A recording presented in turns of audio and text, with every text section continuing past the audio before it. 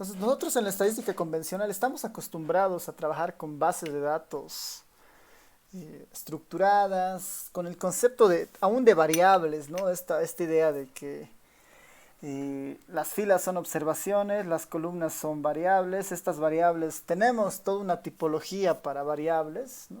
Desde estadística descriptiva uno aprende lo que son las variables cualitativas, cuantitativas. Las cualitativas tienen sus clasificaciones nominales, ordinales, las cuantitativas pueden ser discretas, continuas, escalas. Ya para hacer los distintos modelos dependen mucho de la estructura de estas variables, ¿no? Tenemos un poco ese manejo en la estadística un poco más convencional. Eh, Desde no hace mucho tiempo ya se ha incorporado este concepto de analizar los datos y en esa idea, ¿no? El concepto de información, de dato, un poco puede verse ampliado en algunos casos, ¿no? Y es eso, la minería de texto finalmente, donde estamos cambiando de insumo de alguna manera. Ya no vamos a trabajar con bases de datos convencionales, ¿no? Con información estructurada, necesariamente, ¿no? En una base de datos con filas y columnas, sino vamos a pasar a algo no tan estructurado, ¿no? No tan convencional en unos casos, que es nuestro insumo ahora van a ser las palabras, ¿no? Y en la minería de texto abarca muchos de estos casos y nuevamente pueden ser una materia incluso podría ser una materia este capítulo fácilmente, porque todo lo que hemos visto hasta este punto, ¿no? En los anteriores capítulos, se pueden volcar a un análisis de minería de texto, ¿no? Se puede hacer clasificación o creación de grupos basados en texto, se puede hacer regresiones basadas en texto, se pueden hacer agrupamiento basados en texto, ¿no? Se puede hacer todo ese tipo de cosas. Hay que hacer algunos arreglos, ¿no?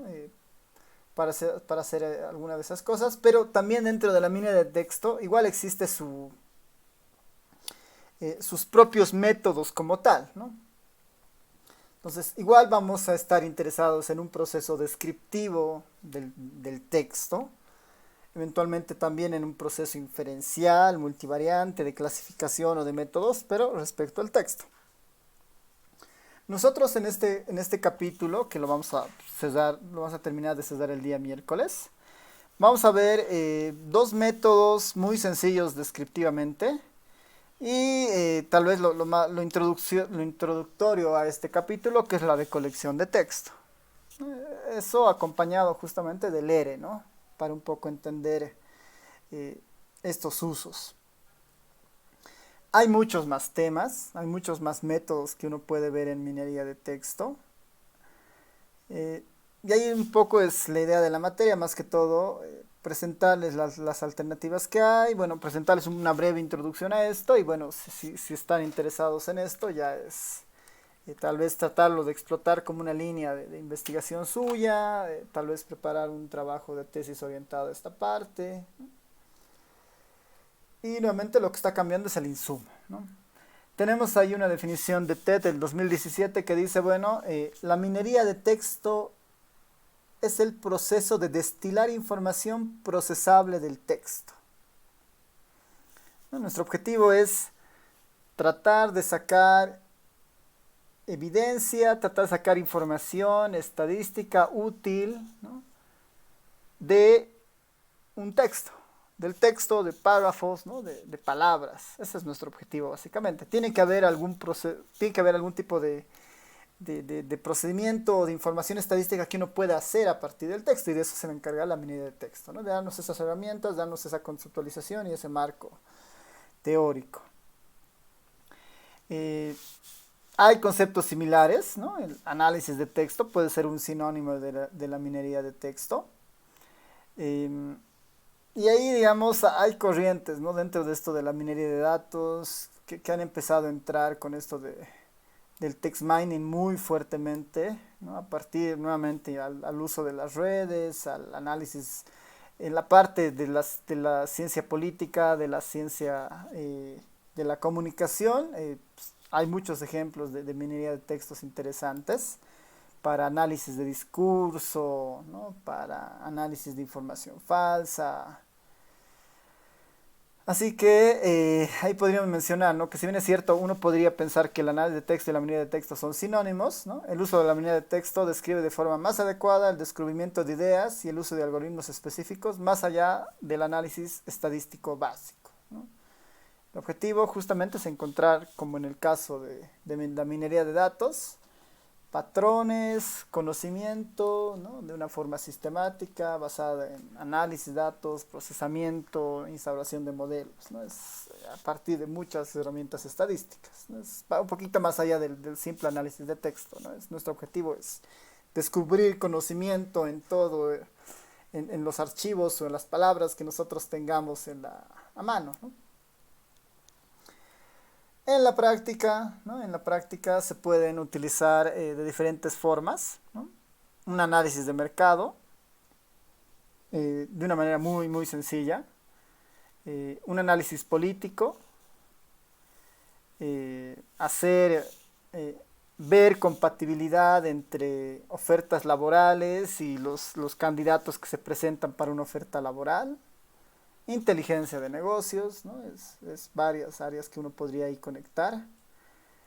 Eh, Depende un poco del instrumento y del método también que utilice, ¿no? Un análisis de mercado basado en texto podría segmentar al mercado o podría identificar las percepciones positivas o negativas que éste tiene respecto a un producto con un análisis de sentimiento, por ejemplo, ¿no? Lo mismo en un análisis político, ¿no? Uno podría tener un laboratorio en Facebook, ¿no? Con una gran cantidad de seguidores, o tener dos páginas muy parecidas, digamos, por decir, y tratar de simular un diseño experimental ahí con la idea de dar un mensaje X, digamos, a la población con cierto tono y esperar a ver cómo reacciona la gente, ¿no? A este tipo de cosas y sobre esas reacciones hacer un análisis de sentimiento. Incluso la minería de texto puede, o sea, parte de la minería de texto está orientada al estudio de, hay ramas así muy específicas de la minería de texto relacionadas incluso a la tipografía de la gente, hay análisis de texto basado en el estudio de emojis de la gente, ¿no? En el ERE hay librerías que te hacen eso igual, porque el concepto que está detrás formalmente es que la forma, ¿no? Lo que escriben, la forma, la frecuencia, ¿no? En que se generan textos de diferentes personas en diferentes contextos, tiene algún tipo de significado, ¿no? Tiene algún tipo de significado. Y eso es lo que de alguna manera la minería de texto quiere hacer, ¿no? ¿Por qué es importante? Bueno, porque las redes sociales continúan evolucionando y afectan esfuerzos públicos de una organización y además las redes sociales generan un montón de información, principalmente a veces en texto, impresiones e imágenes, ¿no? De las personas. Así que existe gran cantidad de información que se está generando continuamente, ¿no? El contenido en línea de una organización, sus competidores y fuentes externas como los blogs continúan creciendo, ¿no? Las mismas páginas web, los mismos reportes que normalmente uno encuentra en una página web, igual cada vez son más frecuentes, recurrentes, ¿no? Igual ahí la mayor cantidad de información que se genera está en texto. Así que tenemos que tener herramientas para tratar de procesar ese tipo de información, capturar, procesar y analizar y descubrir algo en esa información, ¿no? Y bueno, la última de por qué importa está un poco relacionado a este proceso de digitalización que están sufriendo todos los gobiernos a nivel mundial y que han sido aceleradas por el COVID, ¿no? Cada vez este concepto de gobierno digital es más presente. Y esto de gobierno digital nos obliga pues a procesar la información que se está generando en los formatos que se están generando, ¿no? Entonces esta idea del gobierno digital, de ciudades inteligentes, ¿no? Va de la mano del concepto de minería de datos, de machine learning, de ciencia de datos, de minería de texto, ¿no? Todos esos conceptos que están por detrás, ¿no? Las consecuencias de ignorarlos, bueno, básicamente estamos dejando de lado información que podría explicar algunos fenómenos, grandes volúmenes de información que se están generando cada día.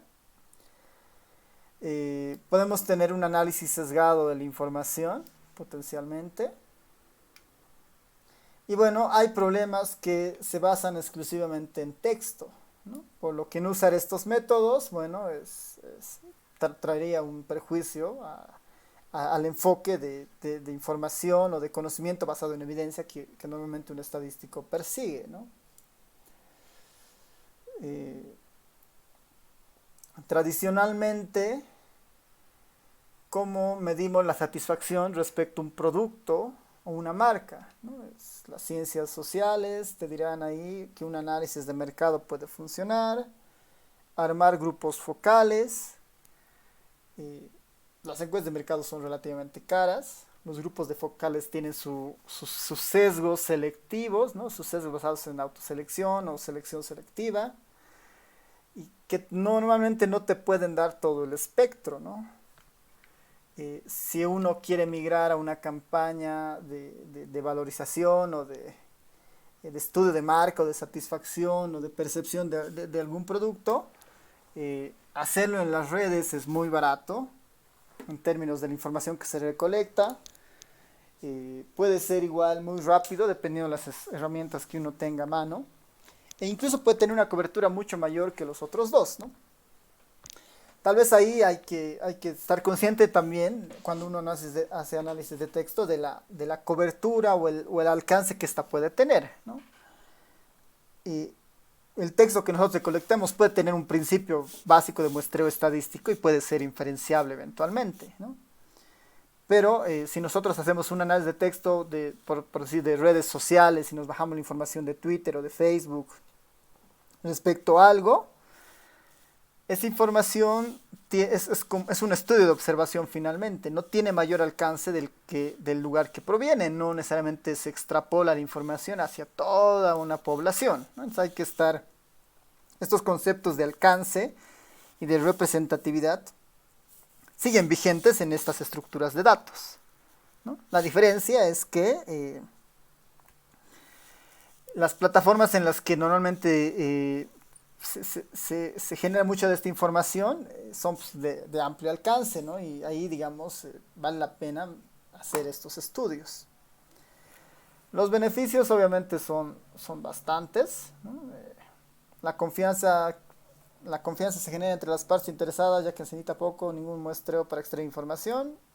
Eso es cierto, o sea, es parte del estudio de mercado, no es necesario. Tal vez uno podría recolectar la información en línea y tener mucha más información y más interesante y más completa. Las metodologías son diversas y se pueden adaptar fácilmente. El uso de R para el análisis de texto permite métodos auditables y repetibles. Ahora, en esto hay que hacer énfasis porque existen como que dos corrientes en esta línea, ¿no? del texto. Una es el análisis de texto con un enfoque quanti, ¿no? Que eso le podemos llamar minería de texto, ¿no? A partir de procesos matemáticos, estadísticos y algorítmicos queremos sacar información. Se puede ser una visión de texto con el objetivo quanti, digamos, ¿no?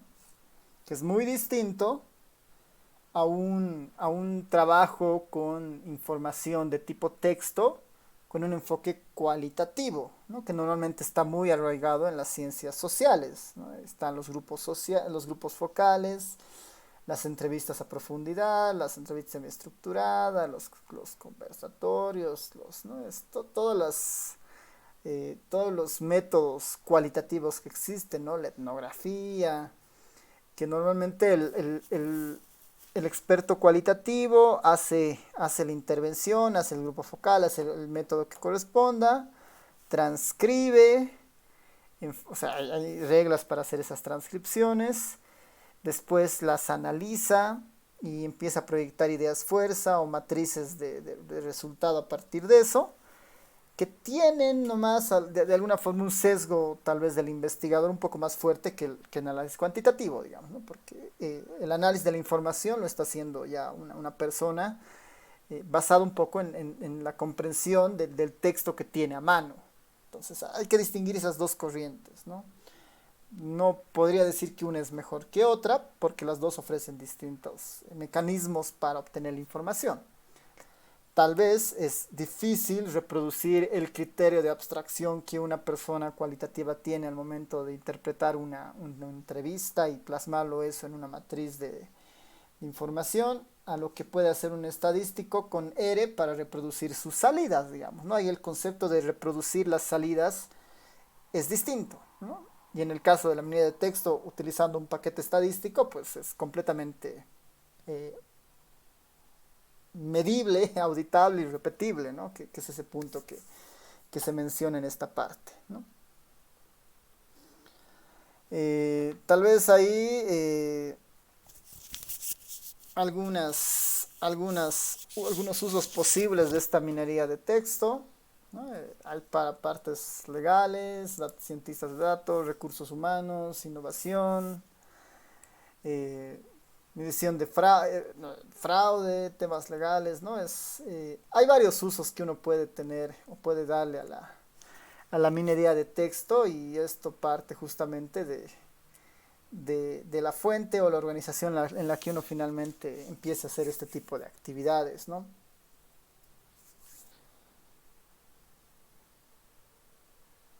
En la parte legal hay incluso donde tratan de comparar, ¿no? Hay algunos softwares que han implementado eh,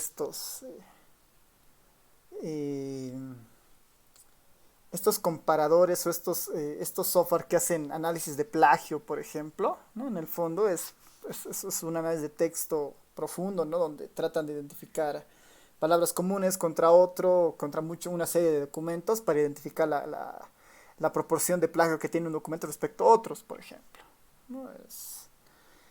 Hay bastantes usos en esa parte, ¿no? El marketing, obviamente, para medir un poco las respuestas de la gente y todo esto, ¿no? Como en todo, siempre hay un flujo de trabajo, ¿no? Tenemos que acostumbrarnos a ese término para cualquier componente estadístico, ¿no? Siempre tiene que haber una serie sistemática de pasos para hacer un procedimiento. A eso le llamamos un flujo de trabajo, ¿no? En este caso, el flujo de trabajo en la minería de texto.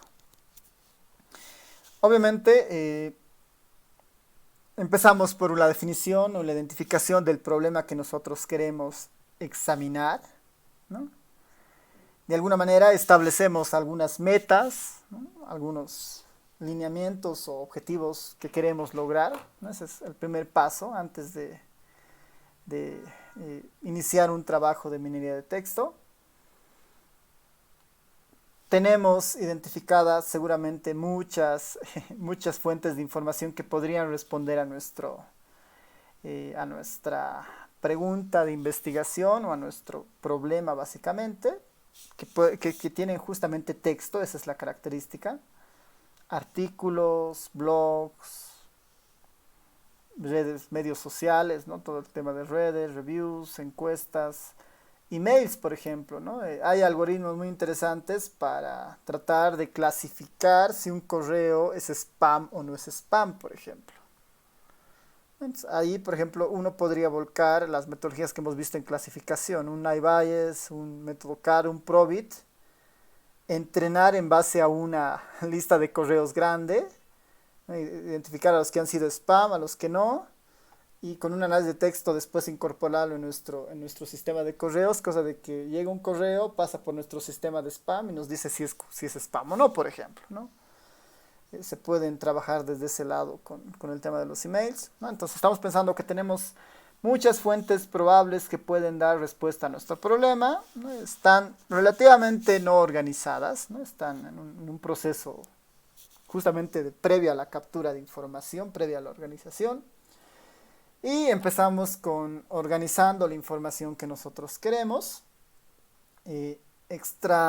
obteniendo la información, obteniendo las características que nosotros queremos de estas distintas fuentes. No necesariamente son todas las características, son a veces puntuales, dependiendo un poco el enfoque y lo que uno quiere hacer. Y finalmente pasamos al análisis, que trata de responder nuestra pregunta de investigación. Y tenemos justamente esa salida, ¿no?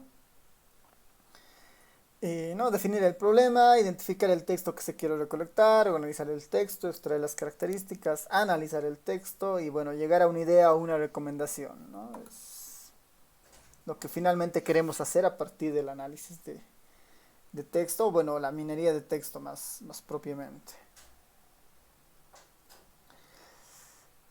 Ya de manera muy general esto, a ver, veremos si vale la pena mencionar algo más antes de entrar a todo esto. Ya, en el análisis de sentimiento nomás lo vamos a hacer porque hay un tema dependiendo del análisis que uno quiera hacer, ¿no? Cuando se meten algunos temas de minería de texto es que eh,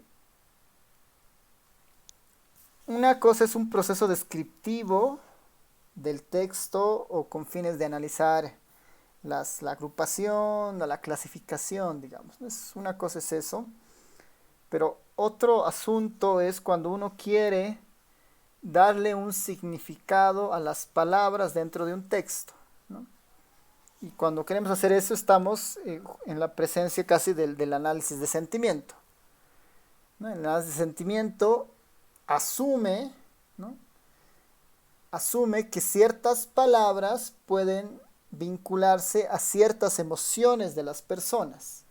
Ese es un poco el concepto del análisis de texto, que es diferente a un procedimiento de texto como tal, digamos, ¿no?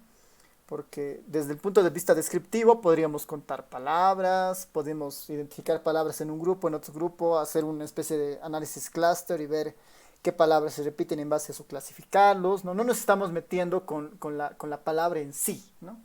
Pero el análisis de sentimiento va justamente un poquito más allá, ¿no? Lo que trata de decir es que cada palabra tiene un significado, ¿no? Tiene algún tipo de significado vinculado a una emoción, ¿no? Y eso es lo que hay que tener en cuenta cuando uno hace un análisis de sentimiento, que lo vamos a volver a tocar cuando veamos esa parte, pues es importante mencionar en esto, ¿no? Antes de entrar al ERE como una recomendación inicial, ¿no? ¿Por qué? Por problemas, bueno, no por problemas, sino por aspectos completamente culturales, ¿no? Una palabra puede ser positiva en nuestro contexto o negativa en otro contexto o en otro lenguaje, ¿no? Entonces, hay que estar muy consciente de ese sesgo léxico, digamos, que puede haber en el análisis de texto, ¿no? Para ver un poco la implicación de esos resultados. Cuando veamos el análisis de sentimiento, eso va a salir de manera muy fuerte y eso, ¿no? Eso es importante mencionar. Y también, ¿no? Hay, hay muchas, hay mucho análisis de texto desarrollado. Hay realmente harto análisis de texto desarrollado, pero principalmente para el idioma en inglés, ¿no? Se pueden hacer estudios de polarización, muchas cosas bien interesantes, pero en el caso del ERE, digamos, ¿no? Pensando en las limitaciones del software ahora, están pensadas principalmente para hacerlas en inglés, ¿no? El mismo análisis de sentimiento es difícil hacerlo en español porque no hay referencias tan completas para asignarle a una palabra una emoción. Entonces, ese es un problema a veces, ¿no? El tema de la limitación del lenguaje. Y tenemos que estar conscientes de eso, ¿no? En español, yo por lo menos en el ERE he encontrado una sola librería que está en español. Y tampoco es tanto español porque lo que han hecho es generar su diccionario de emociones y palabras en inglés y traducir con el Google Translate a creo que 40 idiomas para cargar eso en la librería, ¿no? Así funciona la librería que vamos a utilizar para análisis de sentimiento en el fondo, ¿no? Ahí sí, así que ahí hay un desafío todavía para mejorar estos diccionarios, para mejorar estos análisis de sentimientos que podrían estar contextualizados, por ejemplo, ¿no? Ahí, por ejemplo, hay estudios donde uno puede tratar de definir la identificación o las raíces indígenas de las personas a partir de sus apellidos, ¿no? Uno podría, por ejemplo, mirar esa composición en base a cada uno de los ministerios del Estado, ¿no? Cada uno de los ministerios tiene una nómina de personal y eso pasarlo y tener una idea de la proporción de idiomas, de apellidos de origen con raíz indígena o no indígena, digamos, ¿no? Pero para que eso sea real, para que eso sea cierto, necesita pues tener una base de datos de entrenamiento con los apellidos que sean indígenas, por ejemplo, y no indígenas tal vez, ¿no? Al menos el grupo principal. Entonces, construir eso es difícil, digamos, ¿no?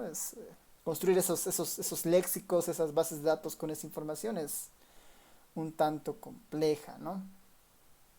En nuestro contexto, en el español, ¿no? Para otros países hay mucha información relacionada a esos componentes, ¿no? Eso como limitación respecto a lo que vamos a encontrar en el ERE. Así que podemos tal vez pasar a entrarnos ya al ERE para hacer este análisis de texto. Entonces, antes de entrar a estos temas de recolección, nubes de palabras y análisis de sentimiento, ¿no? Es importante conocer las librerías que trabajan con texto en el ERE, ¿no? Las librerías que trabajan con texto en el ERE.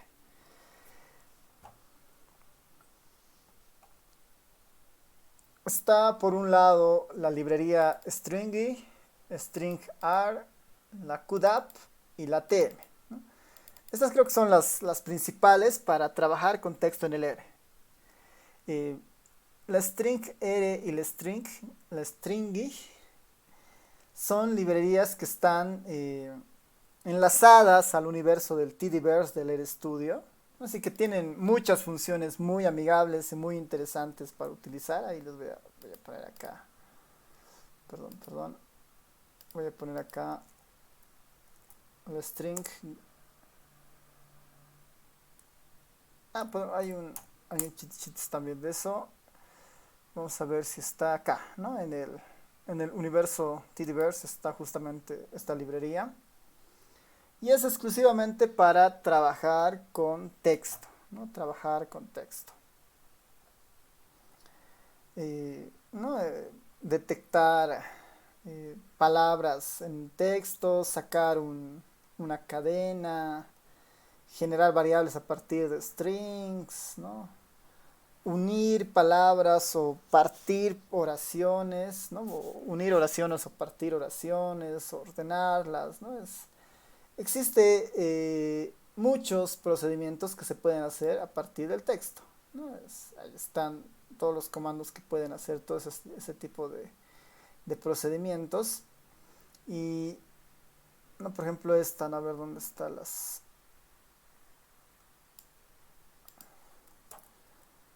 trim, ¿no? Las, Normalmente todas las funciones que tienen un trim son las para, por ejemplo, quitarles espacios en blanco a la izquierda, a la derecha o al medio, ¿no? A veces por alguna razón hay doble espacio entre dos palabras. Entonces todas las trims hacen, por ejemplo, ese tipo de cosas.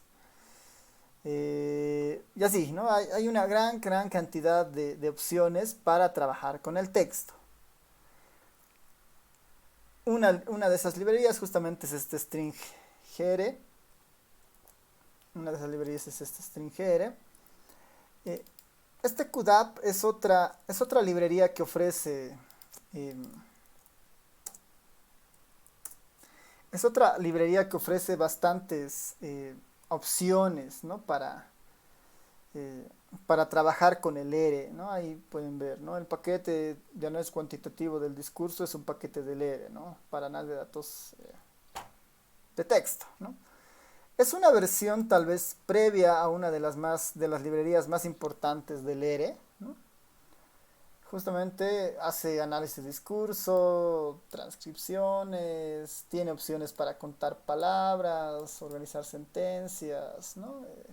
Para el tema de trabajar con esto de las sílabas. que igual en español es otro proceso, ¿no? Está diseñado para el análisis de transcripciones, sin embargo, muchas funciones son aplicadas en áreas como la minería de texto o el procesamiento natural del lenguaje, ¿no? Esta es otra librería que hace muchas de estas cosas. Y otra librería que es muy poderosa en el R, que tal vez es bastante una de las más completas, es la TM, ¿no? La librería TM es text mining, ¿no? Es text mining finalmente, ¿no? La librería que hace muchos procesos de minería de texto en el R, ¿no? Ahí está la librería TM, es justamente un paquete para hacer minería de texto. A ver, entre las cosas interesantes, este concepto de corpus, que lo vamos a utilizar mucho porque define justamente la estructura del documento que nosotros vamos a utilizar. Tiene opciones muy interesantes para encontrar un concepto que para nosotros sería el de correlaciones, pero en este caso sería el de asociaciones entre palabras. Esta misma librería nos va a permitir leer diferentes fuentes de información, ¿no? Podemos cargar PDFs, podemos cargar documentos planos, podemos cargar documentos en Word, podemos cargar otro tipo de elementos. Y tiene una serie de funciones que nos van a ayudar mucho al preprocesamiento del texto. Hay un gran grupo de funciones normalmente que nos tratan de ayudar a limpiar la información que está en el texto, ¿no? No toda la información de un párrafo es de utilidad.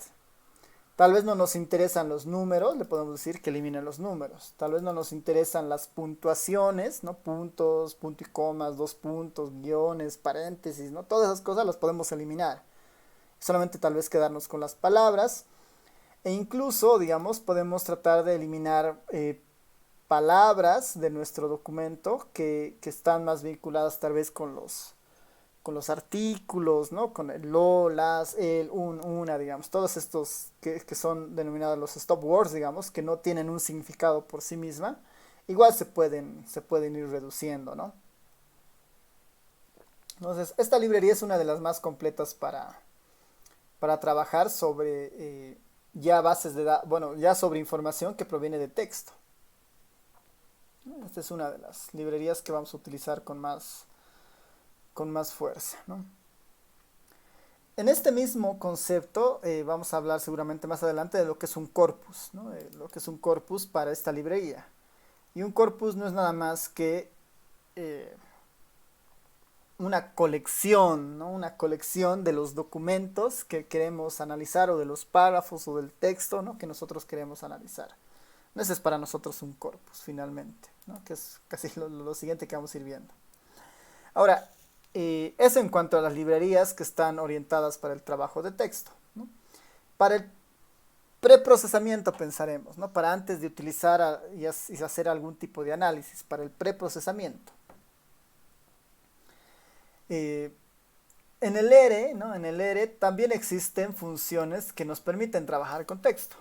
Está el nchart, el page 0, están toda la familia del sub, el gerup, el gerep, el rep, ¿no? Que son funciones exclusivamente para trabajar con texto. O el mgsub, que es que lo utiliza el qdap, que es un poquito más, que va más allá de lo que hace normalmente el gsub, que igual ahorita lo vamos a ver. Entre otras funciones que tiene el R está el toLower, que es para poner todos los términos en minúsculas, o el toUpper para poner todas las letras en mayúsculas. Y bueno, después estos que son los más usuales, pero que ya vienen de la librería TM, ¿no? Que son justamente para empezar a remover algunos elementos que nosotros no necesitamos necesariamente en el texto antes de hacer un análisis. Números, puntuación, espacios en blanco, algunas palabras específicas, ¿no? Así que están esas opciones ahí presentes. Podemos ir tal vez jugando con algunas de esas opciones, si es que no las tenemos acá. Sí, creo que podemos dar algunos ejemplos muy rápidamente en el R de esas funciones, ¿no? Vámonos acá al R. Y justamente acá tal vez podemos incorporar eso, ¿no? De manera muy sencilla, nosotros podemos tener una variable x cualquiera que tiene un texto, ¿no? Hola a todos, hola a todos. Voy a poner cómo están. ¿Cómo están? Hoy es 30 de noviembre. ¿Ya? Pensaremos que tenemos ese texto, ¿no? En la variable x. Es un párrafo finalmente, son letras. Y veremos las opciones que podemos tener. Imaginemos que tal vez incluso acá tenemos muchos espacios, ¿no? Entre estos dos, ¿no? Esa es la variable x finalmente. Ahí tenemos que recordar que en el caso del texto, ¿no? El espacio, ¿no? Los espacios, ¿no? Que si bien es cierto nosotros no lo vemos, los espacios que hay, igual son caracteres, ¿no? Igual son caracteres que ocupan memoria en el R, que significan tal vez algo, pero igual ocupan caracteres. Para nosotros un espacio significa la separación entre dos palabras finalmente.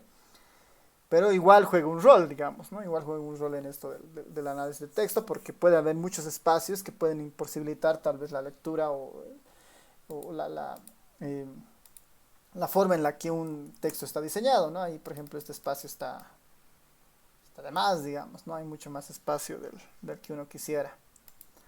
Entonces, entre las funciones más sencillas del R para un poco explorar esto, puede ser inicialmente el nchar, que es muy sencillo, que nos devuelve el tamaño de caracteres que hay en un texto.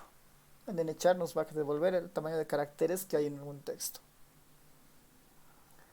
Después podría poner el paste como tal, ¿no? El paste x y poner acá. El paste se utiliza para concatenar texto, ¿no? Concatenar texto. Yo puedo poner acá pastes y iniciar con pregunta o pregunta 1 por decir. Dos puntos, que venga el X y después ponemos aquí al final tal vez, no sé, fin de la oración, ¿no? Fin de la oración. Perdón. Fin de la oración. O fin de la oración. Podemos tener algo así en el caso del paste. ¿Qué es lo que va a hacer el paste? Devolver concatenado el texto, ¿no? Pregunta 1, hola a todos, ¿cómo están? Hoy es 30 de noviembre, fin de la oración. ¿No? Es el paste hace eso. La otra opción es el paste 0, ¿no? El paste 0 que es muy similar a esto, ¿no? Lo único que va a hacer es este espacio entre la primera parte, ¿no? Entre lo que estoy concatenando, de pregunta 1 y fin de la oración, este espacio de acá y este espacio de acá ya no lo va a considerar, ¿no? Los va a pegar sin espacios. Es lo que hace el paste 0. Ahí está. Pregunta 1, ya no hay espacio. Hoy es 30 de noviembre. A ver, esto lo voy a extender para que se vea mejor. Ahí está, 30 de noviembre y fin de la oración, ¿no? Está pegado ahí al lado básicamente de la salida. Después tenemos algunas interesantes. El GSUP es bastante completo, ¿no? El GSUP y bastante útil. El GSUP es para reemplazar elementos que están causando conflictos, ¿no? ¿Cómo funciona? Yo le doy lo que quiero que busque. En este caso yo le puedo decir que busca la palabra hola, ¿no? Busca la palabra hola, reemplazarlo con, no sé, por xxx. ¿De dónde vas a buscar esto? Del vector x que acabo de cargar. ¿Qué va a hacer? En todas las palabras que tenían ese concepto hola, las va a cambiar por xxx, ¿no? De ese vector. Bueno, de esta variable en realidad. Si le diéramos un vector, lo haría para todo el vector. Este es el GSUP. Tenemos por otro lado el grep, ¿no? Tenemos por otro lado el grep, que en realidad este es más Este es más como un buscador. Ya este es más como un buscador. Yo le puedo decir X, perdón, le puedo dar el patrón, hola, y le puedo dar el vector, o en este caso la variable X. ¿No? Solamente me dice 1, digamos, no solamente me dice 1.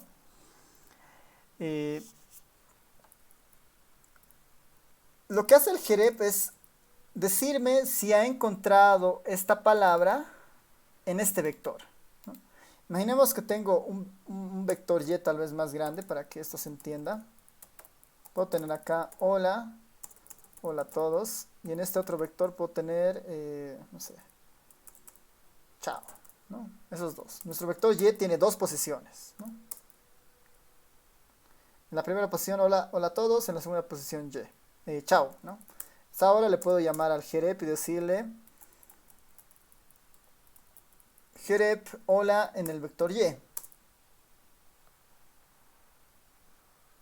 Ya, igual no se nota la versión. Aquí voy a aumentarle una cosa más para que se note.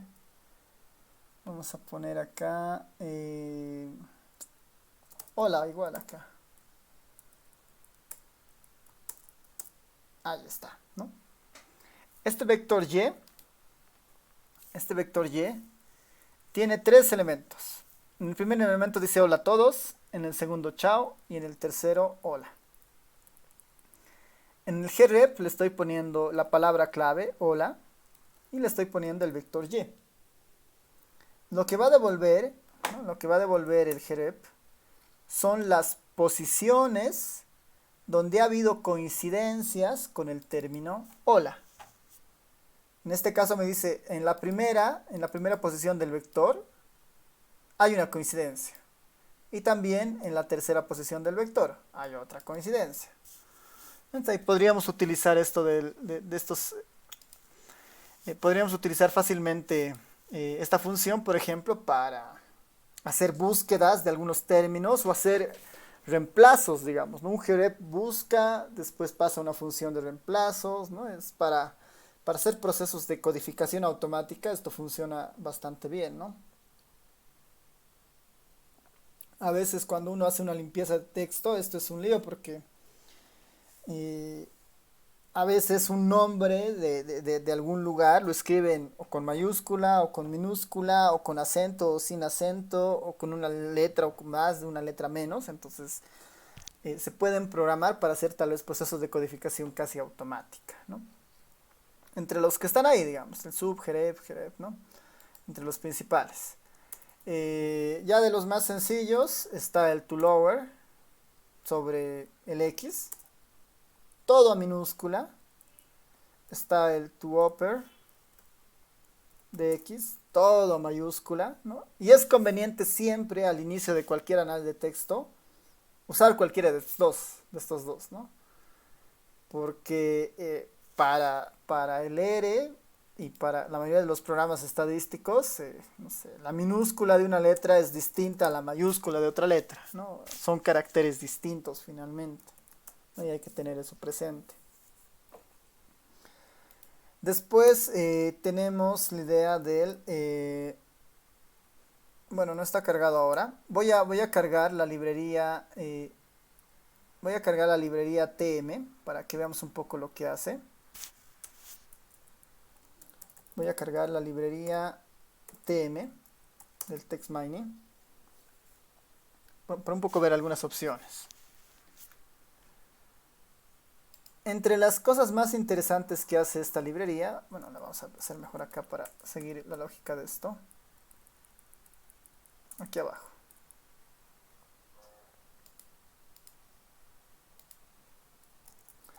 Entre las cosas más interesantes que hace esta librería, por ejemplo, está esta de remove.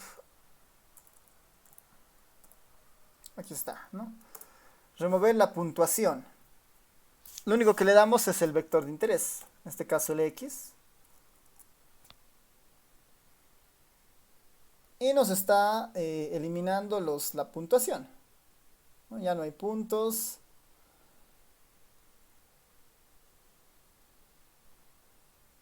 Tal vez está teniendo problemas con este de acá. es un problema. Después tenemos el remove. Bueno. No está eliminando ese porque está configurado seguramente en inglés. Y no tiene la opción para cambiarse a español. Ya, no es problema. Podemos hacerlo después. No está pensando más en inglés que en otra cosa, ¿no ven? Ya, sí, por eso está sacando solamente el signo de interrogación final y no el inicial. Otra cosa interesante de esto sería decirle el strip white space del X. Lo que hace esto, si se dan cuenta, es si habían espacios dobles, muchos espacios, ¿no? Los vuelve uno solo, ¿no? Los vuelve un solo espacio, ¿no? Comprime esos espacios. El strip white space. Después tenemos el remove numbers del vector X, que cualquier número que encuentre lo va a desaparecer, ¿no? En este caso el 30 de noviembre.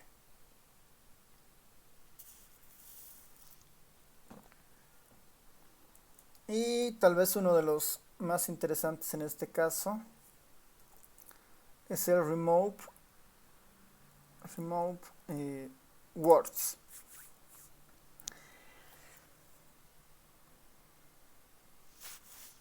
El remove words remueve palabras, ¿no? Remueve palabras.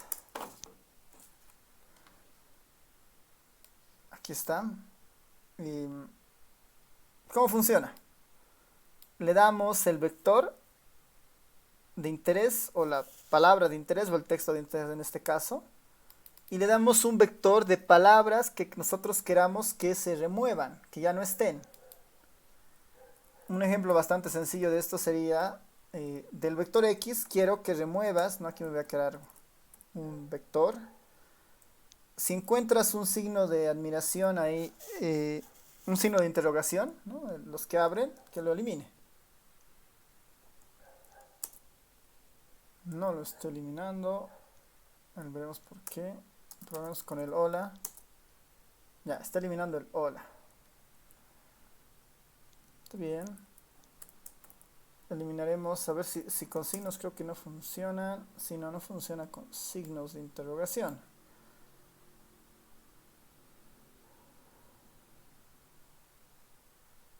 Ya, está bien.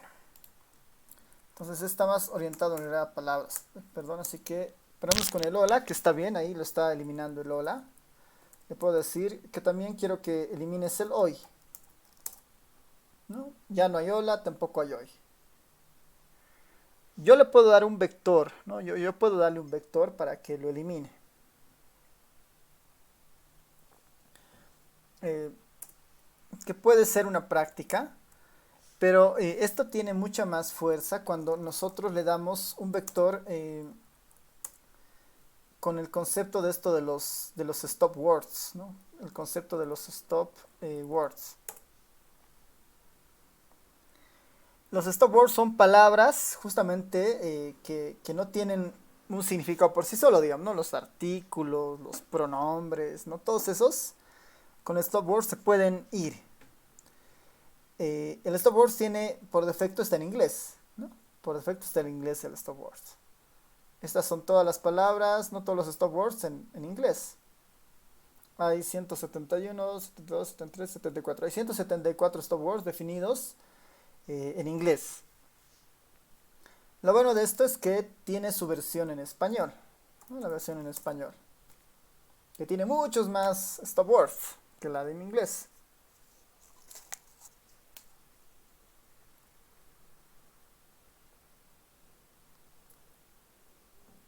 Tenemos 305, 6, 7, 8, ¿no? 308 stop words para el español. ¿Qué va a hacer el ERE? Cualquiera de estas palabras que las encuentre, las va a sacar del texto, ¿no? Las va a sacar del texto.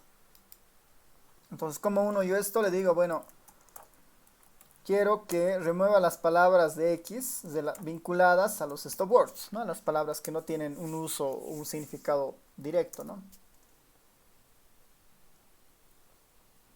Entonces, si comparamos el vector X No está la A, todos tampoco, tampoco está el es, tampoco está el de.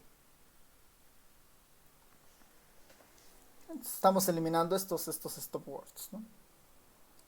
Em, si quisiéramos mantener alguno que nos parece que no debería irse, entonces podemos este stop words tal vez tratar de editarlo y sacar esas palabras, por ejemplo, ¿no?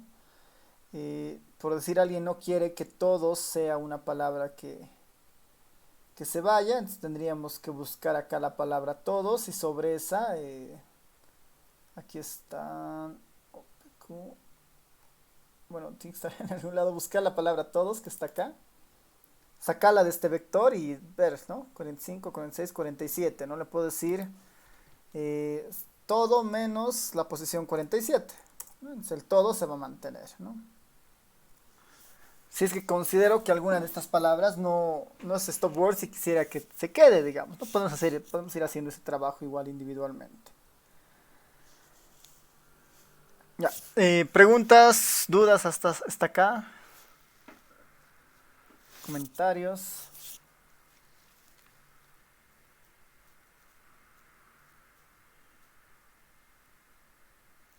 todo claro por el momento.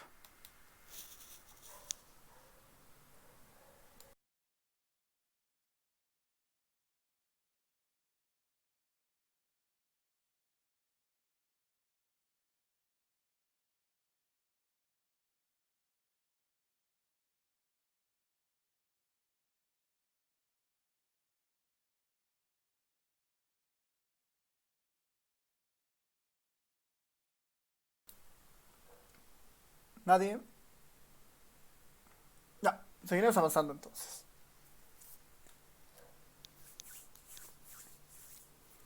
Pasaremos a la recolección de texto, ¿no? Pasaremos a la recolección del texto. Ya saben, si tienen dudas, pueden igual ir escribiendo en el chat, así igual podemos ir eh, acumulando ahí algunas preguntas.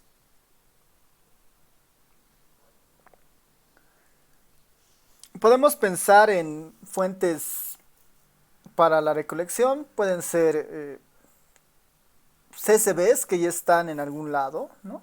CSVs que están en algún lado, bases de datos en CSV u otro formato similar, ¿no? A veces hay transcripciones que las hacen y las guardan en un CSV, en un Excel tal vez, ¿no? En las transcripciones, y tal vez nos interesa analizar eso, ¿no? Pues una opción es tenerlo en ese formato.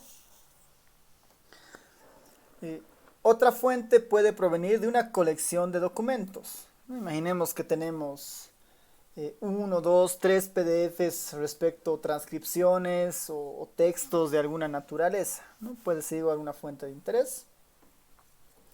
O como habíamos visto en programación estadística 1, recolección basadas en procesos de scraping web o procesos o conexiones API, ¿no? Que puede ser otra fuente de información.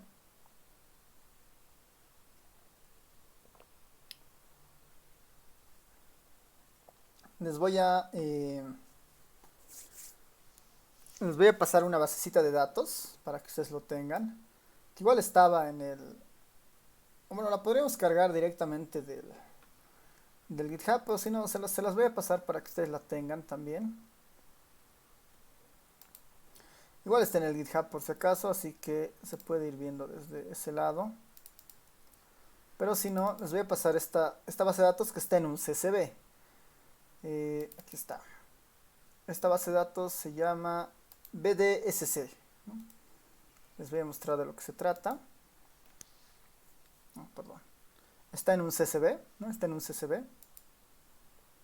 Se los paso ya nomás, más bien para que lo tengan.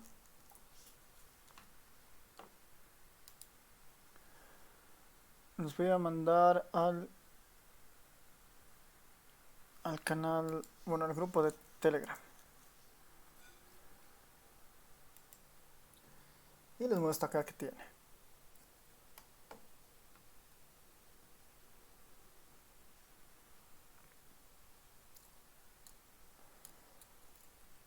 esta es una base de datos bien interesante. Corresponde, corresponde a una, corresponde a un proceso de scraping web que se ha hecho en Facebook para un grupo de ofertas laborales en Santa Cruz.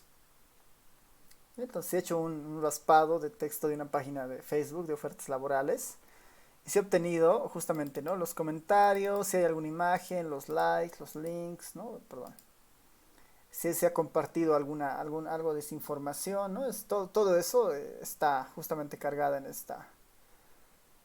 esta base de datos, ¿no? Que la tienen ahí. El separador son comas finalmente. Y bueno, ¿no? Esa es la base de datos que en CSV. Este es todo un texto. Con, que está en formato de una base de datos en el fondo. Vamos a cargarla en el ERE. Vamos a cargarla en el ERE. Habilitamos la librería TM, la librería de Playere, que puede ser útil para trabajar con este tipo de bases de datos. En mi caso lo voy a jalar desde un directorio. Y cargo la base de datos, ¿no? React CSV sin ningún problema. Y ya está, ¿no? Son 11 variables y 1113 observaciones. 11 variables y 1113 observaciones. Puedo ver la base de datos. Efectivamente tienen los comentarios, la imagen, el post y el texto posteado, por ejemplo. Es importante, ¿no? Vendo ruperos melamímicos. Contáctenos por WhatsApp. Auricular marca Euto. Vendo tacú de tejivos. Y bueno, todo eso, ¿no?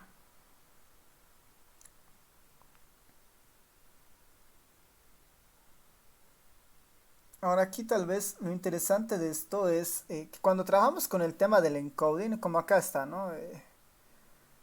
Atención, por ejemplo, ¿no? En esta línea. Trabajar con texto y trabajar con texto en español más aún siempre tiene un problema de lo que es la codificación o el encoding en este caso, que son los símbolos pues extraños que los computadores a veces no reconocen, digamos, ¿no? La ñ, los acentos. Así que si se dan cuenta en este post de acá, ¿no? En este de acá, dice atencia y hay una letra rara ahí. Necesitamos personas serias que quieran ganar $10 diarios, pagos inmediatos con APP. No es pirámide, igual ahí falta, hay una letra rara. Entonces, esto de la codificación es importante cuando trabajamos con texto para que el análisis de texto se haga también bien, ¿no? Para que se reconozcan los caracteres de forma correcta. Entonces, cuando trabajan en español, siempre es bueno trabajar con dos encodings que reconocen las señas y los acentos. Uno es el UTF-8, y si no les funciona eso, el latín 1 les debería funcionar, ¿no? Cualquiera de estos dos debería funcionar bien si es que al momento de leer han tenido esos problemas con los acentos. Voy a volver a cargar esa base de datos, ¿no? de Facebook con el encoding UTF-8. Vuelvo a ver la base de datos. Y van a ver que mucho de esto ahora ya debería haberse arreglado, ¿no? Si vemos a la atención que había, tasas personalizadas, aquí está, ¿no? El mismo texto, pero ya con el encoding UTF-8. ¿No? Ya está más limpio el texto, ¿no? Ya está más limpio el texto. Esto pasa porque las computadoras igual están trabajando con un encoding distinto, ¿no?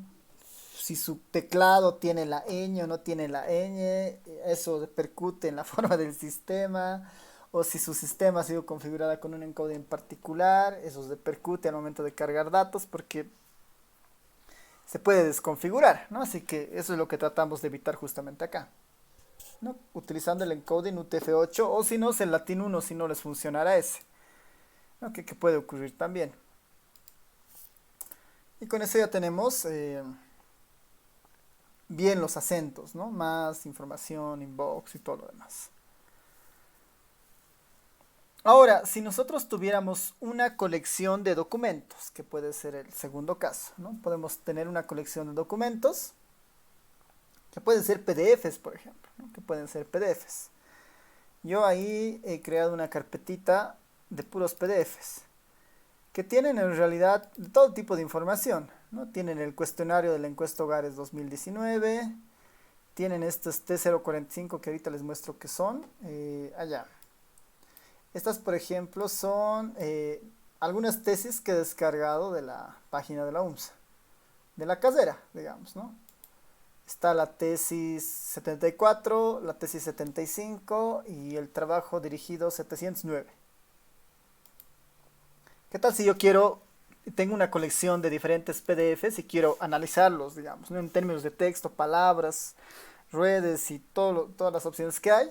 Puedo tener un archivo muy parecido a este, ¿no? Muy parecido a este, donde tengo los PDFs que quiero cargar. En este caso la idea es que los archivos sean los mismos, ¿no? Los archivos sean los mismos.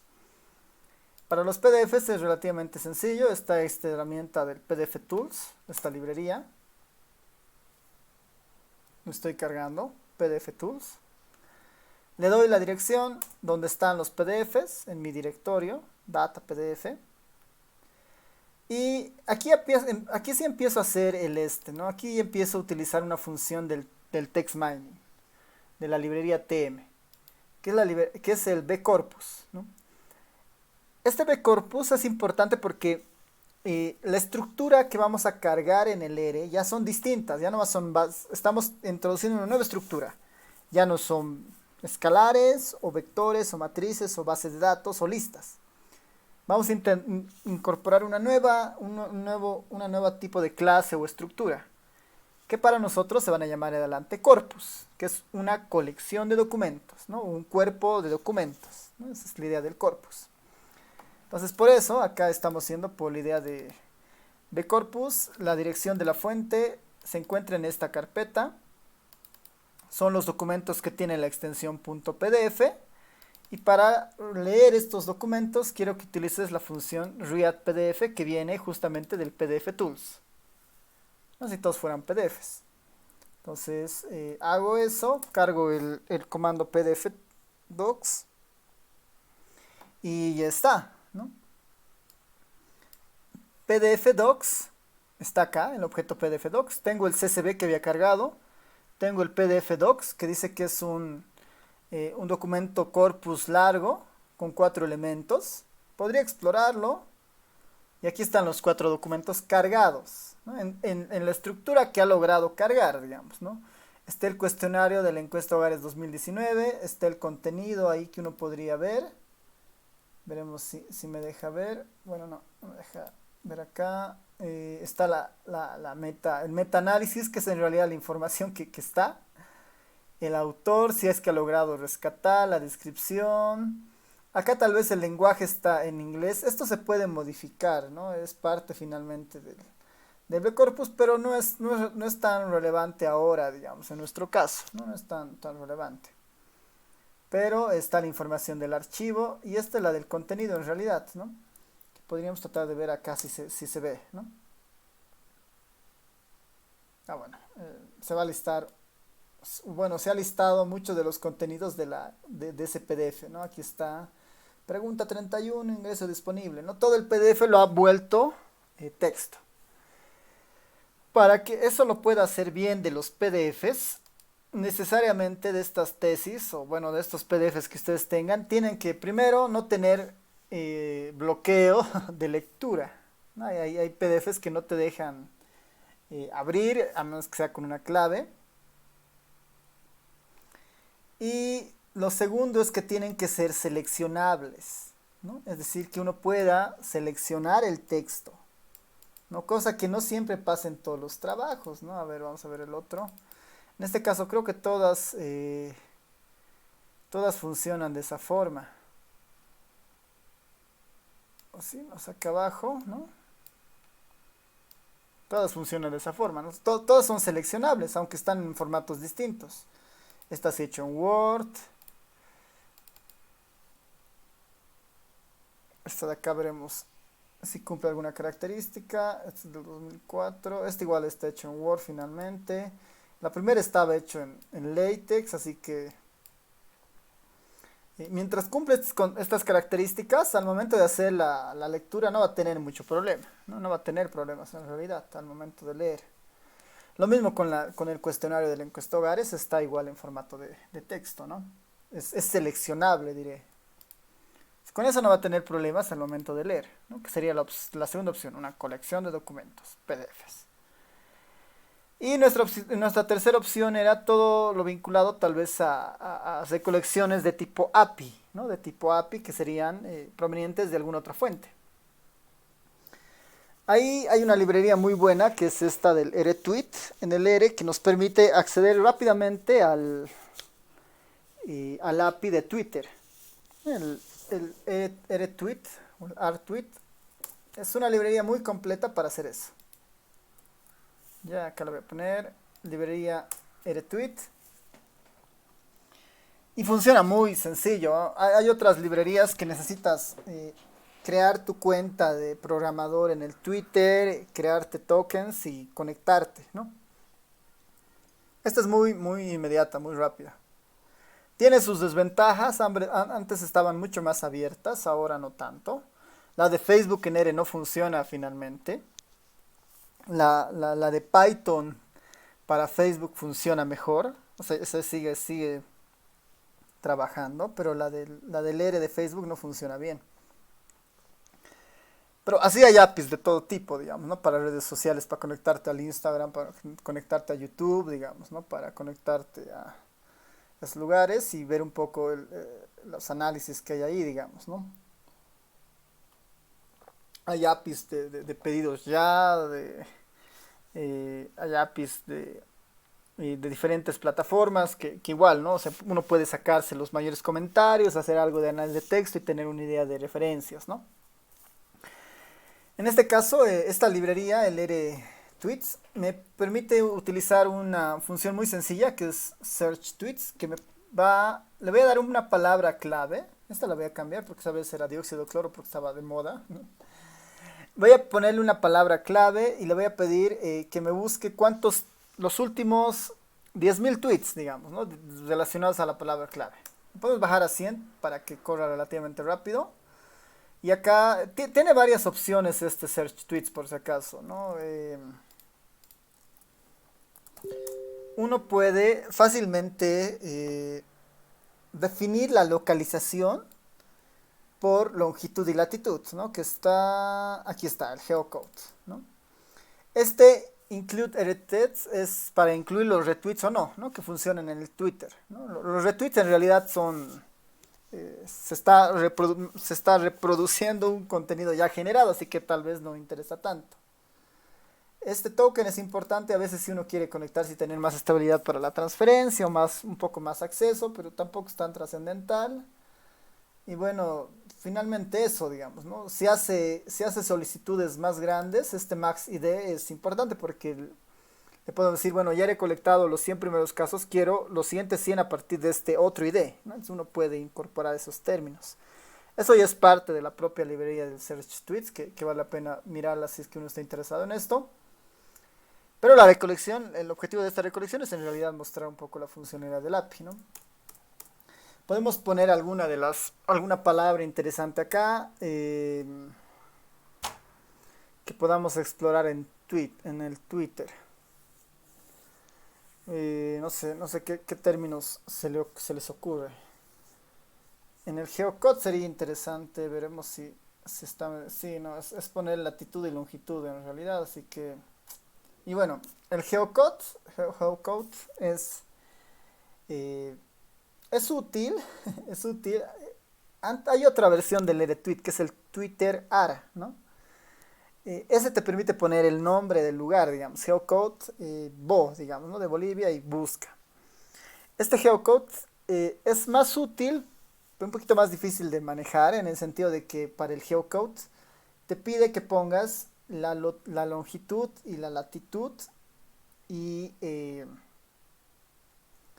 el radio de cobertura, ¿no? El radio de cobertura, que parece mucho más potente, ¿no? En esta idea. Uno podría decir, bueno, quiero que ver los tweets que se están generando alrededor del Palacio de Gobierno, digamos, ¿no? Me busco la longitud, latitud del Palacio de Gobierno y me voy a, no sé, pues a media milla o una milla de distancia de eso, digamos, 2 millas, ¿no?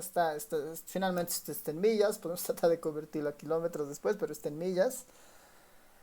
Y sobre eso pedir, digamos, ¿no? Así que esto igual se puede trabajar relativamente bien, ¿no? Vamos a usar el genérico, el geocode, les dejo a ustedes para que ahí puedan identificar. El orden es latitud, longitud, ¿no? En nuestro caso en Bolivia, tanto latitud y longitud es negativa, negativa. La latitud está oscilando en La Paz seguramente creo que por 11 10 y la longitud está por 64, ¿no? Es cuestión de ahí de buscar un lugar preciso donde que uno quiera hacer, ¿no? Ahí hay ejemplos interesantes de procesos de muestreo para registrar análisis de sentimientos, situaciones en evaluaciones de sentimientos políticos, por ejemplo, ¿no? Para ver de diferentes lugares cómo están reaccionando y tener una idea de muestreo, pero con el Twitter, ¿no? Que se puede volcar a ese nivel. Pondremos Bolivia, ¿no? Pensando que queremos saber qué se estará diciendo de Bolivia en el Twitter, ¿no? Ese sería nuestro objetivo, más o menos. No hace mucha diferencia si yo escribo Bolivia con B grande o B chica. Finalmente, para hacer la búsqueda, va a concatenar Bolivia minúscula, mayúscula, intercaladas, como vayan metidos. Mientras no escriba mal la palabra, está bien, ¿no? Llamo a la función search tweets. Esto siempre va a pasar, me está pidiendo autorización. O sea, está haciendo toda la conexión para conectarme con el API de Twitter. Debe decir, bueno, autorizar a la aplicación. Y está, ¿no? Este es un proceso de autentificación. Esto no fuera necesario, no sería necesario si acá nosotros le damos un token, ¿no? Si nos iniciamos una sesión como programadores, creamos el token y ahí le damos, no es necesario ese proceso de autentificación cada vez. Y ahí está, súper rápido, nos ha devuelto 100 observaciones con 90 variables de los últimos 100 tweets que se han generado recientemente cerca de Bolivia. Podemos explorar qué tienen estos 100 tweets. ¿Qué usuario ha hecho esto? No, este usuario, el mismo usuario ha creado los últimos 3 tweets. Es La Razón Bolivia y ha posteado 3 noticias, ¿no? Que ahí está en el texto. El ministro de Desarrollo Rural y Tierra, Wilson Cáceres, reconoce, ¿no? Ahí está la información. Podemos ver la fecha seguramente en algún campo. Está el hashtag si ha usado. Están los símbolos si se ha utilizado. Están URLs si tiene URLs. La URL de la media, o sea, si tiene alguna imagen o alguna cosa, el Twitter. Y bueno, un montón de información que se puede utilizar después para otras cosas, ¿no? Si se han mencionado otros usuarios, incluso puedes rescatar los comentarios de un tweet específico, ¿no? Y todo lo demás, ¿no? Pero esta es la columna de interés, porque esta es la columna de texto, ¿no? Esta es la columna de texto. Fácilmente nosotros podríamos decirle, bueno, del objeto TW que acabo de exportar, me interesa el texto. Ya ahí están los 100 textos que hemos exportado, ¿no? En esta jornada asumieron Diego Montaño como gerente de Bolivia TV, ¿no? Nadie de Cuba, nadie de Venezuela, nadie de Bolivia, nadie de Nicaragua. ¿Ya? Y así, ¿no? Entonces ya tenemos una fuente muy rápida para tener información de tipo texto, ¿no? Seminarios, Verde Bolivia, torneo apertura, ¿no? Diferentes opciones. La recolección puede pasar por cualquiera de esas 3 fases, bueno, por cualquiera de esos 3 componentes. Estamos viendo PDF, estamos viendo Twitter, estamos viendo un CSV, que tales podrían ser los más básicos. Nuevamente, APIs, hay más opciones para obtener textos, Facebook, YouTube, los comentarios de, no sé, de Trivago, de pedidos ya, digamos, uno puede bajar mucha desinformación, ¿no? Porque las APIs están disponibles. Y así, ¿no? Ya tenemos con esto el API generada. Y bueno, lo siguiente sería, que lo vamos a dejar para la siguiente clase, las nubes de palabras, cuál es el concepto detrás, que en el fondo es completamente descriptivo, solamente es un procedimiento de texto para contar palabras, correlaciones y después nos vamos al análisis de sentimiento para terminar el día miércoles. ¿Ya? Entonces, vamos a terminar la clase acá. Me voy a quedar un rato con los que están inscritos en la materia para avanzar un poco de sus proyectos, ver cómo están, organizarnos en esa parte y ver, bueno, si tienen alguna consulta o comentario respecto al examen que han dado, ¿no? Así que no sé si tienen alguna pregunta o comentario hasta este punto, antes de cerrar la sesión y pasar a nuestra sesión de consultas, ¿no? Buenas noches, Licen. Una preguntita. Eh, para el caso de los PDFs cuando son capturados por látex, cómo se podría z- transformarlo para que él lo trabaje? No, Porque, igual trabaja en LaTeX. Esta, por ejemplo, la T74 está hecho en LaTeX. No, si notas, tiene que estar en LaTeX. A ver, si esta está en LaTeX, por ejemplo, y esta la ha leído sin problemas. No la ha leído sin problemas. Obviamente las fórmulas es otra cosa que lea, pero ha leído las palabras en esta, ¿no? Va a leer siempre y cuando el texto sea seleccionable, ¿no? Y LaTeX siempre genera documentos de texto seleccionable. y licenciados, en el caso de que no sea seleccionable, ¿cómo se haría, digamos, o resolvería ese problema? Porque hay algunos PDFs que son antiguos de textos y son importantes para el análisis, pero ¿cómo podría ser para que sean seleccionables, ¿no? Y se pueda trabajar en ERE. Ya, sí se puede, porque, a ver, hay que trabajarle un poco eso, pero se puede, ¿no? Vamos a poner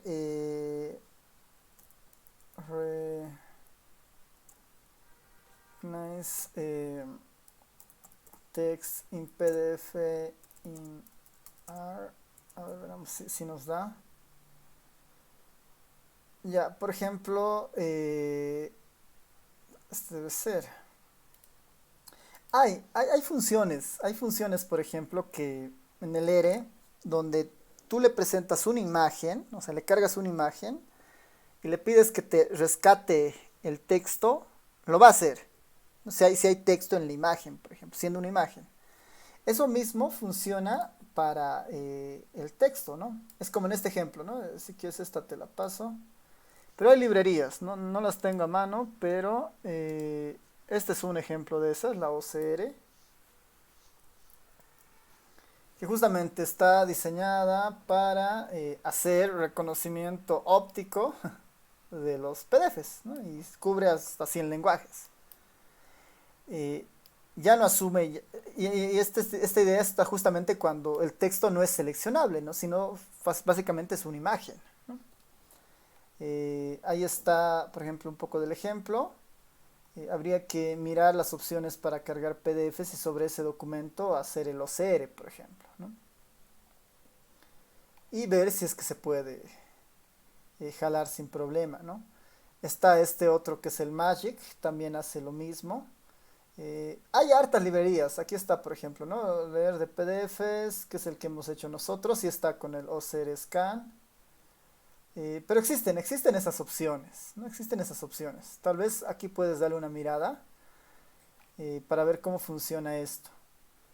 Que, que se puede, no sé, porque hay aplicaciones que en el ERE funcionan con reconocimiento, o sea, que se las puede vincular a cámaras para que cierto tiempo saque fotos y de esas fotos, por decir, trate de reconocer las placas de los autos y guarde la base de datos en el ERE, por ejemplo, ¿no? Hay ese tipo de aplicaciones, así que sí se puede hacer, ¿no? Sí se puede hacer.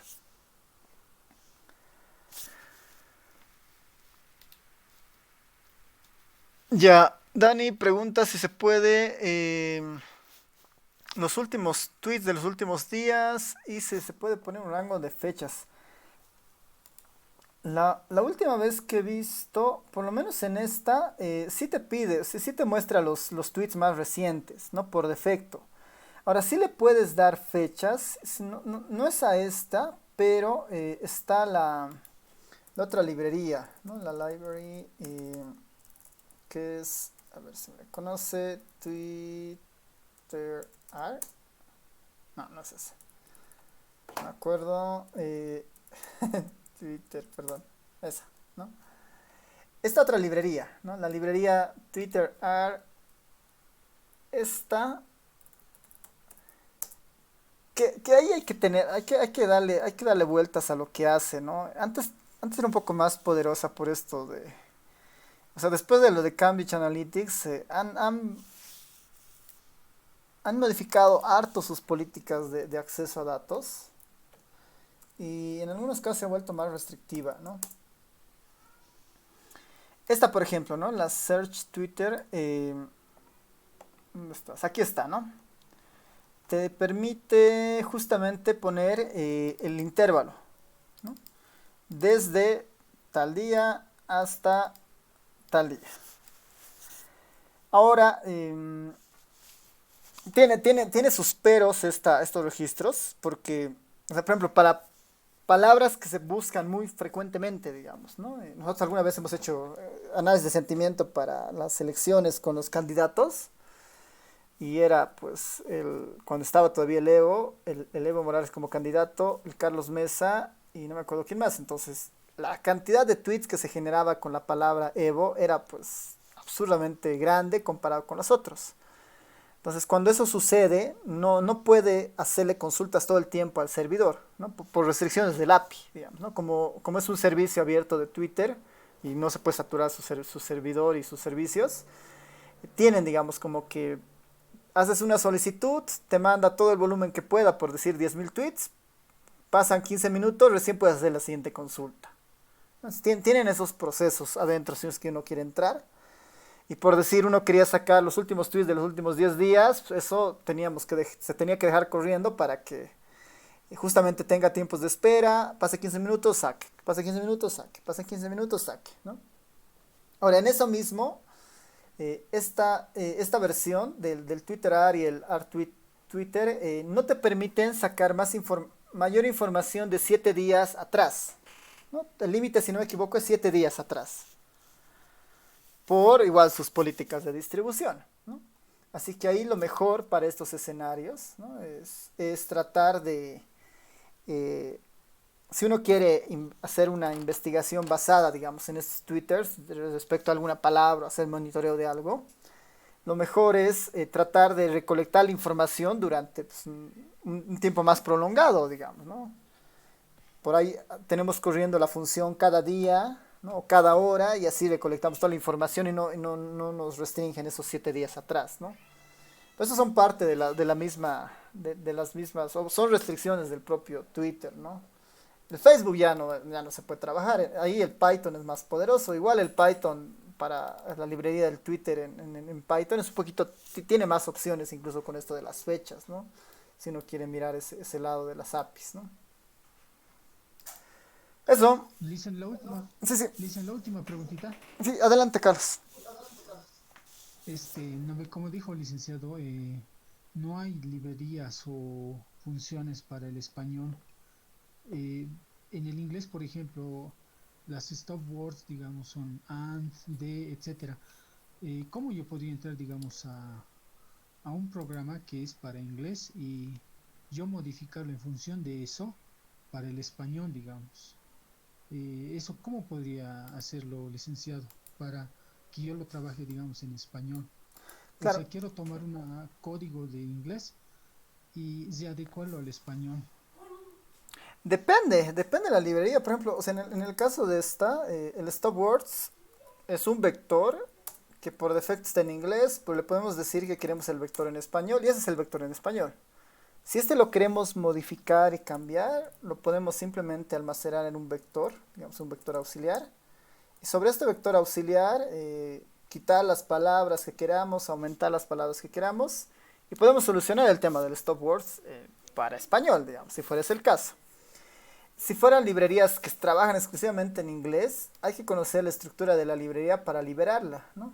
En el caso del análisis de sentimiento, en el fondo vamos a hacer algo muy parecido, porque en el análisis de sentimiento, perdón, hay una librería que vamos a utilizar, que es esta librería, es USET, que justamente tiene eh, su base de datos o su léxico, ¿no? Tiene su base de datos léxico en español, ¿no? Es de las pocas librerías, por lo menos de análisis de texto, que he encontrado que tiene su léxico en español. Entonces, lo que deberíamos hacer en este caso es tratar de generar el léxico, que está acá justamente, ¿no? En esta línea les voy a mostrar el léxico de esta. Aquí está. Depende de la librería que tú tengas. Y los procesos, si los hace en inglés y los quisieras tú reproducir eso en español, hay que ver la funcionalidad cómo está trabajando, dónde están sus bases de datos. Por ejemplo, en esta librería, para acceder a su base de datos de su léxico, es esta, ¿no? Es Get Sentiment Dictionary, es para exportar el diccionario y tenerlo en otro objeto W. Y en acá, por ejemplo, en este objeto tenemos el idioma, que es en español en este caso, la palabra, el sentimiento y el valor. Por X razones hay muchas palabras que seguramente no están acá, que para el contexto boliviano pues, significarán sentimientos positivos o negativos. El objetivo es ampliar este léxico e incorporar más palabras. Entonces ahí se puede ampliar el léxico y después tener su propio léxico para hacer el análisis de sentimiento. Pero eso va a depender mucho de la librería que tú quieras entrar y explorar, ¿no?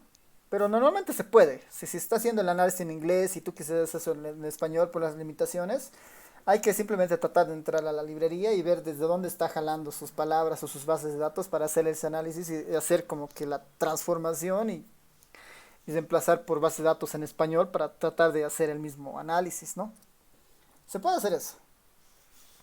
Es cuestión de tiempo y, bueno, estudiar esa parte, ¿no? ¿Qué más?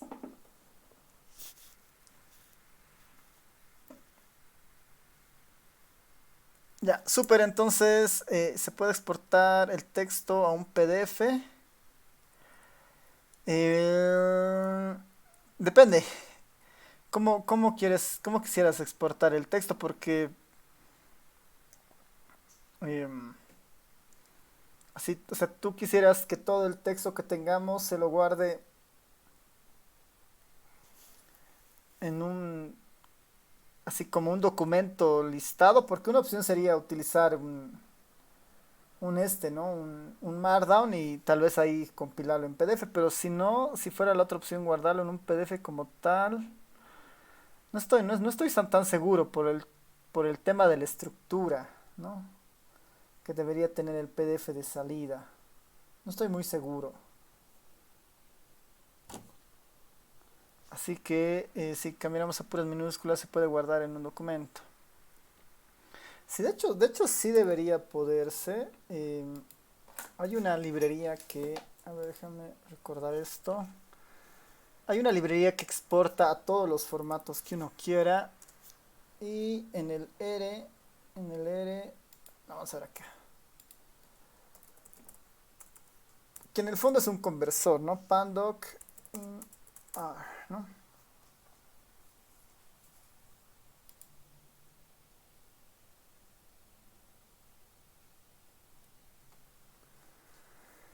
El Pandoc es un conversor, tal vez por este lado puede ser. El Pandoc es uno de los conversores más potentes porque lo que hace en el fondo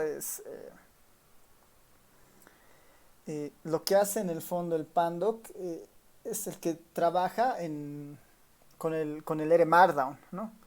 Este es el que bota a diferentes formatos, a PDF, a Word, a texto, a HTML, ¿no? Es capaz que por este lado podría ser, ¿no?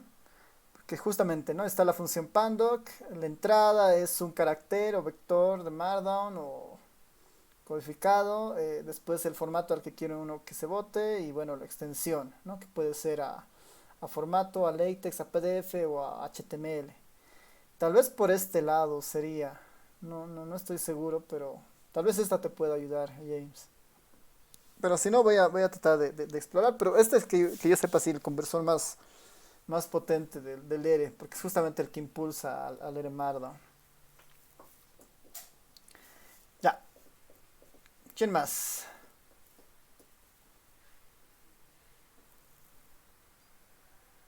Sí, todo. Ya, súper. Entonces, lo retomaremos el día miércoles. Y nos quedaremos un ratito entonces con los que están en la materia, que en realidad creo que es Lucero, para ver este tema del proyecto. Entonces, con los demás nos vemos el día miércoles. Chao, chao.